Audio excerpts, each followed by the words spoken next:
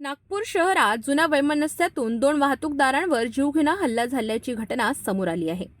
कामठी रोडवरील ऑटोमोटिव्ह चौकात घडलेल्या या थरारक घटनेमुळे परिसरात काही काळ तणाव आणि भीतीचे वातावरण निर्माण झाले होते. सविस्तर माहितीनुसार नागपूरच्या कामठी रोडवरील ऑटोमोटिव्ह चौकात गुरुवारी रात्री जुन्या वैमनस्यातून 2 वाहतूकदारांवर हल्ला करण्यात आला.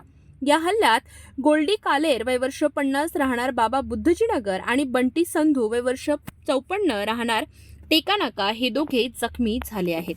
कालेर आणि संधू हे रात्री ॲक्टिवा दुचाकीवरून एका लग्न समारंभासाठी जात होते. त्यावेळी शेरे पंजाब लॉनजवळ 3 कारमधून आलेल्या 10 ते 12 सशस्त्र हल्लेखोरांनी त्यांची ॲक्टिवा अडवली. तलवारी आणि चाकू घेऊन आलेल्या हल्लेखोरांनी दोघांवर अचानक हल्ला चढवला. हल्ल्यात दोघेही गंभीर जखमी झाले असून हल्लेखोर घटनास्थळावरून पळून गेलेत.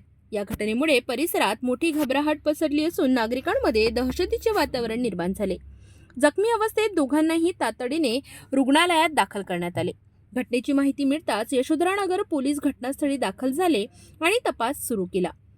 स्थानिक रहिवाशांनी जबू आणि रंधावा या व्यक्तींचा हल्ल्यात सहभाग असल्याचे पोलिसांना सांगितले. मिळालेल्या माहितीनुसार हल्लेखोर संध्याकाळपासूनच कालेर आणि संधू यांचा शोध घेत होते आणि घरातून निघताच त्यांनी कारमधून त्यांचा पाठलाग सुरू केला होता. कालेर हा मकोका अंतर्गत फरार आरोपी गुल्लूचा नातेवाईक असून याच पार्श्वभूमीवर हा हल्ला झाल्याचा संशय व्यक्त केला जात आहे. रात्री उशिरापर्यंत पोलीस तपास सुरू होता. नागपुरात गुन्हेगारी घटनांमध्ये वाढ होत असल्याचे चित्र पुन्हा एकदा समोर आले आहे. या प्रकरणात आरोपींचा शोध घेण्यासाठी पोलिसांचे पथक कामाला लागले असून तपास सुरू आहे.